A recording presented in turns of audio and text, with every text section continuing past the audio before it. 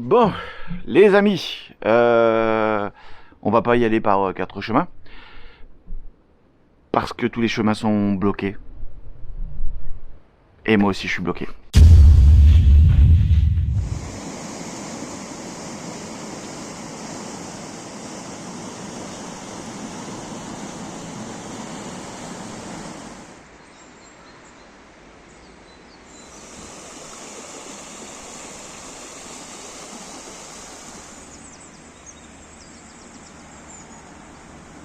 Les amis, c'est une dinguerie.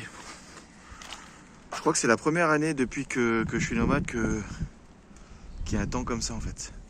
En fait, il flotte en non-stop. Là, j'en profite pour être dehors, pour la petite accalmie. Enfin, la petite accalmie, il pleut toujours, hein, mais des fines gouttes. Mais c'est une dinguerie.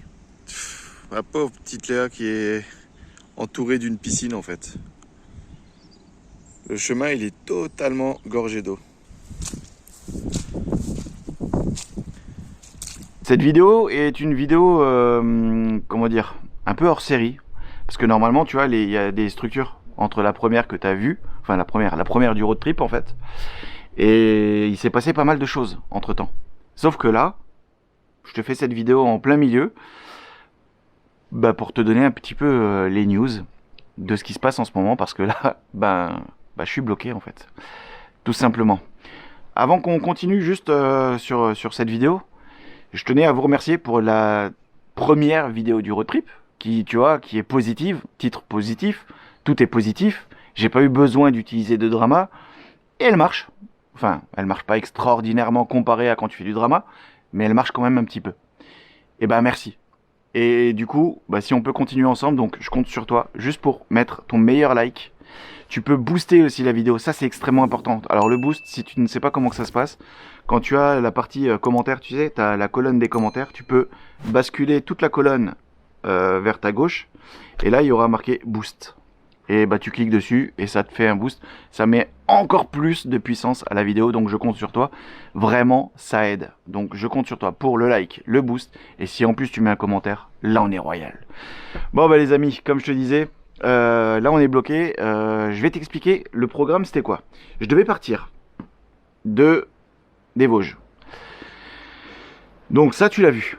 On part de chez mon ami Denis, de la ferme Aventure. De là je devais rencontrer d'autres personnes que j'ai rencontrées, hein. Les vidéos sont tournées, tout est fait, ok, c'est bien, c'est cool. De là je devais aller en Touraine pour aller voir mes amis en divan. Tu verras aussi la vidéo parce qu'il y a eu des vidéos de tournée. Donc ça sera plus long que l'extrait que tu vois là. De chez Andivan, je devais partir chez mon ami Alain dans les Sables d'Olonne. Sauf que, avec tout ce qui se passe en ce moment, avec les crues, avec les tempêtes de vent et toutes les tempêtes qui s'enchaînent l'une après l'autre, eh ben, j'entends que c'est pas forcément bon, mais de partout. J'ai mes parents qui sont en Bretagne, il y a des tempêtes à 120, 130, 150, voire plus. Donc quand tu es dans un van et que tu vis sur amortisseur, tu es secoué dans tous les sens, c'est juste horrible. Croyez-moi, si tu n'as pas vécu cette expérience-là, elle est juste incroyable, mais pas dans le bon sens du terme.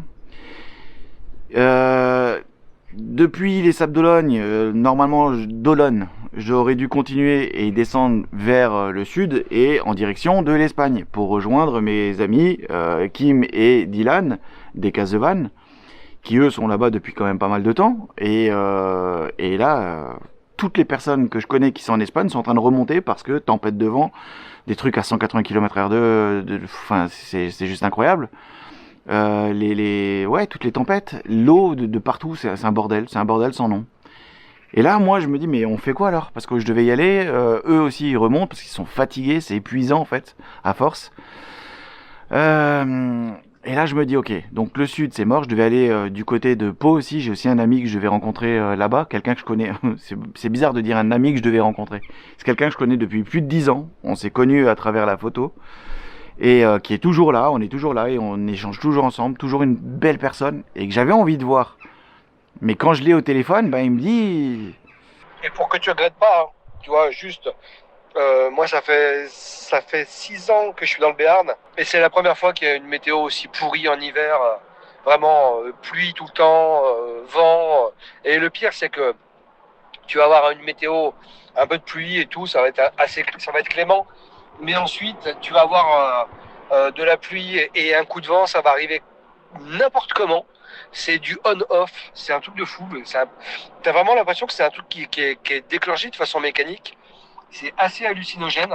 Donc c'est du on-off. Donc ça arrive tout d'un coup à 21h, c'est la tempête et à 22h30 il n'y a plus rien et ça recommence le lendemain matin. Enfin bon bref, ça veut rien dire. Donc voilà, reste loin de tout ça pour le moment et puis on trouvera le moment. Gros bisous, salut. Donc je me dis, ok, le sud, c'est mort. Le haut côté Bretagne, c'est mort. Peut-être que chez Alain, au milieu, tu vois, Sable d'Olonne là-bas, côté aussi Bordeaux, parce que je voulais aller Bordeaux, La Rochelle. Peut-être que c'est mieux. Donc j'appelle Alain pour savoir un petit peu. On a un temps de merde. En plus de ça, on a des avis de tempête. Nous ici, on a une avis de vent fort pour mercredi, jeudi, vendredi. Là, en ce moment, on mange. Nous, ça fait je ne sais pas combien de temps qu'on a de la flotte pratiquement tous les jours. En 25 ans sur les Sables d'Olonne, je n'ai jamais vu ce temps-là. Jamais. C'est la première fois que je vois autant d'eau par jour, du matin au soir. Tout est inondé. Mon terrain, je t'en parle même pas, c'est une piscine. Donc j'ai déjà une grande piscine, mais j'ai une piscine dans une piscine. C'est un truc de fou. Donc en fait, tu oublies toute la côte ouest. C'est mort, on n'y va plus. On fait quoi alors? L'Espagne, je devais y aller, j'étais mais chaud patate. Non. Donc je continue. Je zappe Alain du coup et je vais à la prochaine étape qui était d'aller rencontrer Léa. Enfin, re-rencontrer. Léa, c'est la première fille que j'ai rencontrée quand je suis arrivé en Haute-Savoie. J'adore cette personne. Elle est juste incroyable, inspirante, mais ça tu le verras dans d'autres épisodes qu'on a déjà tournés. Hein. Et puis voilà, et ça aurait dû durer 2-3 jours. Sauf que ça fait, je sais plus combien de temps maintenant que je suis là. Parce que je suis bloqué. Je sais plus quoi faire, je sais plus où aller. Et là je me dis bon, côte ouest, t'oublies. Côte est, le côté de la Haute-Savoie, truc qui me tient à cœur, tu le sais, je voulais y aller. Ok, il n'y a pas de vent, mais il flotte souvent. Et les températures, on tourne plus 5-6 degrés, tu vois, donc bon, c'est pas dingo. Et t'as des murs de neige par endroits. Moi, si je veux aller sur la Haute-Savoie, c'est pour tout voir, la Savoie, la Haute-Savoie. C'est peut-être pas les meilleures conditions en ce moment. Donc je me dis, on oublie. Je vais dans le sud, centre, bam, côté vers genre Montpellier peut-être, tu vois. Là il y a Annabelle qui est là-bas et alors maintenant ça va mieux, mais il y a encore quelques jours il y avait aussi des grosses bourrasques de vent, la flotte de partout. En fait je suis encerclé, on bouge plus, on est là. Et là je me dis, c'est pas grave, on est juste en pause.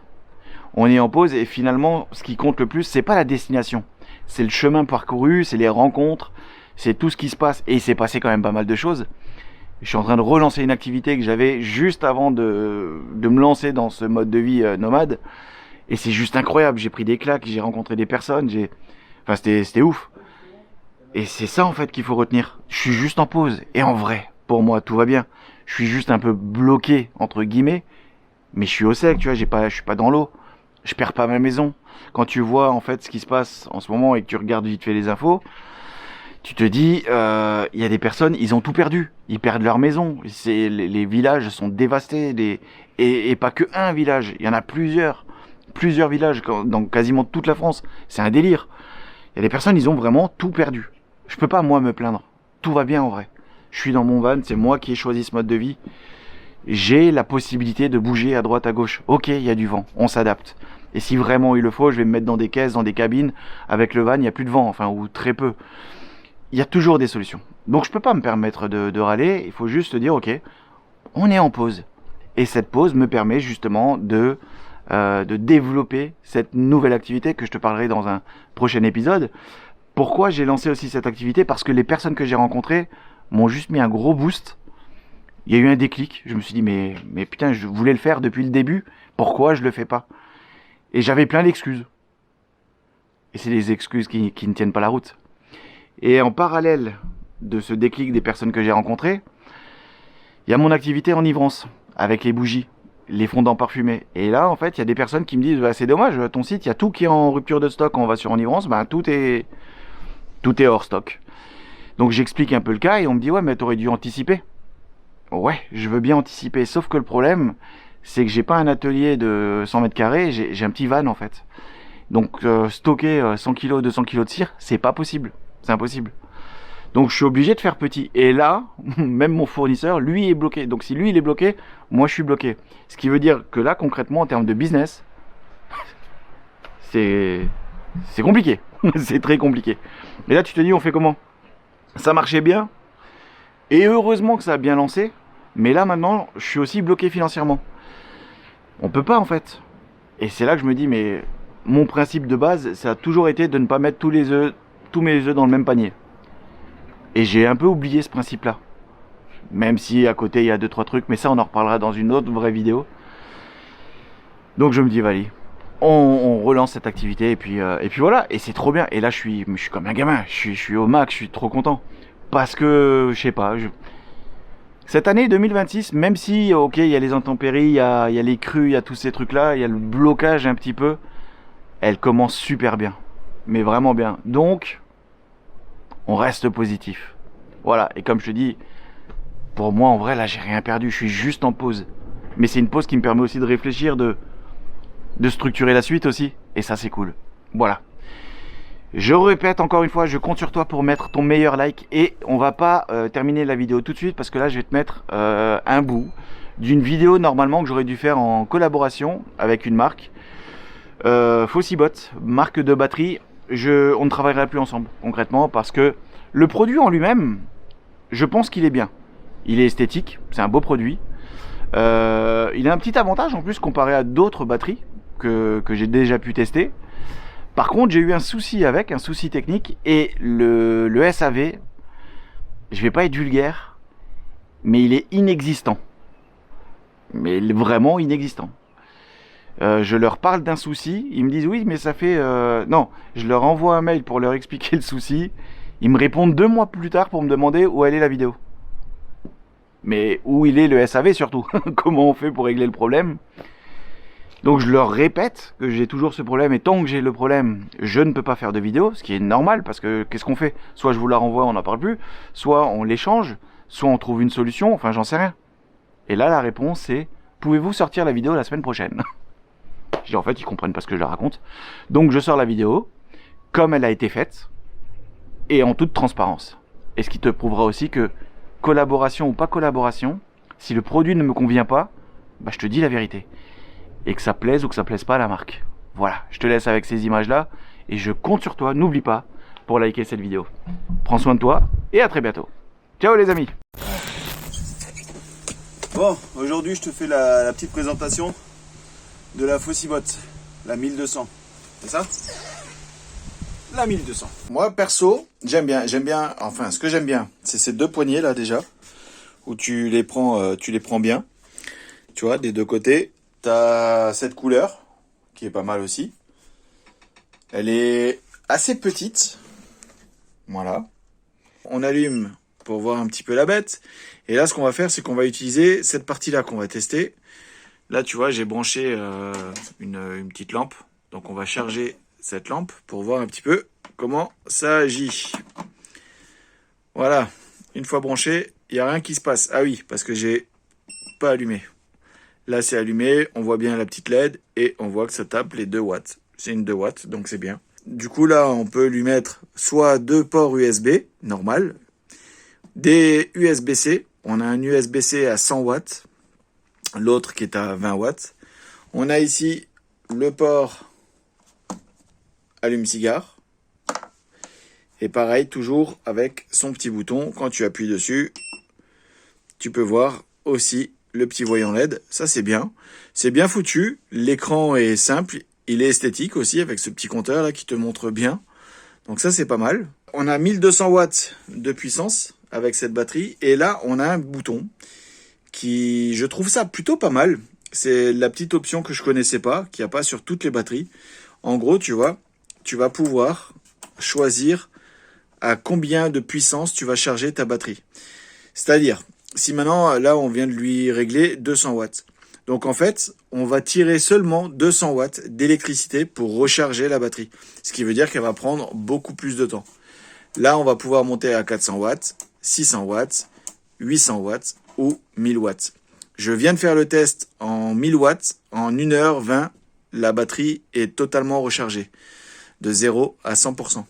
Donc en gros, si tu n'as pas trop le temps, je dis par exemple, tu vois un truc tout bête, tu vas au restaurant, t'emmènes ta batterie, parce que comme tu peux le voir, hein, elle est assez petite, elle est pas très grande, elle fait que 12 kilos, tu la transportes tranquillement, tu as des bonnes poignées, tu la ramènes avec toi, le temps que tu manges, tu la mets sur 1000 watts, elle prend plein gaz, elle charge à fond, et c'est plutôt rapide.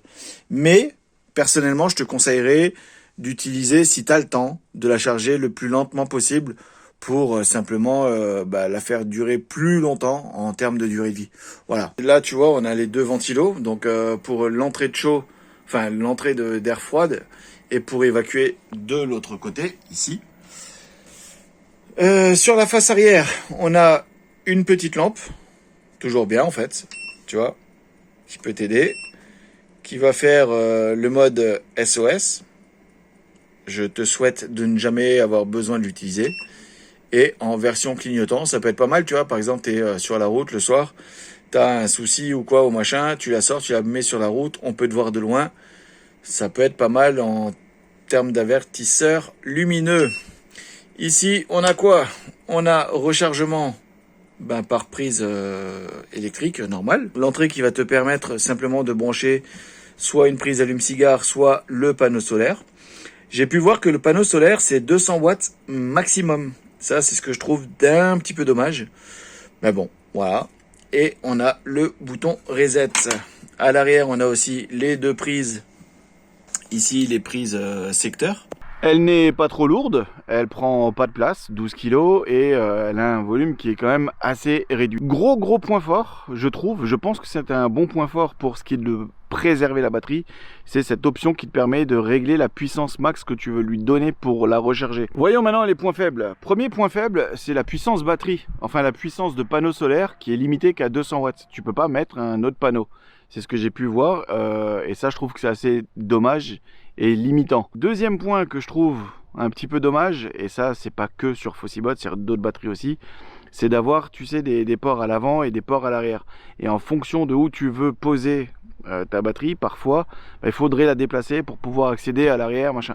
D'avoir tout en une seule face, ça serait mieux. Là où j'ai eu un vrai problème, et c'est pour ça que je n'ai pas publié la vidéo plus tôt, c'est qu'elle fait un petit bruit, un petit sifflement de grésillement quand tu allumes le mode 230. Je te laisse écouter et je te donne mon avis là-dessus juste après. Je vais essayer de t'enregistrer le bruit qu'elle peut faire. Attends, il est où le bouton? Là.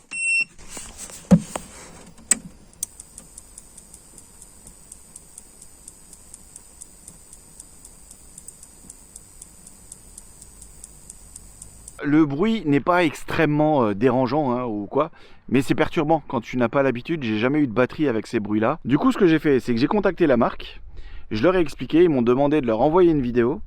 Ils n'avaient pas WhatsApp. Généralement tu as WhatsApp, tu leur envoies une vidéo en direct et on le traite tout de suite. Là il faut uploader, l'envoyer sur YouTube pour envoyer la vidéo en version privée. Enfin tu vois, c'est déjà un petit peu complexe, mais bon allez, pourquoi pas si on doit travailler à l'ancienne.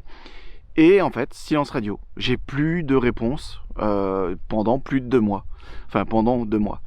Entre temps, j'ai demandé à d'autres collègues qui ont testé la même batterie, qui n'avaient pas de bruit.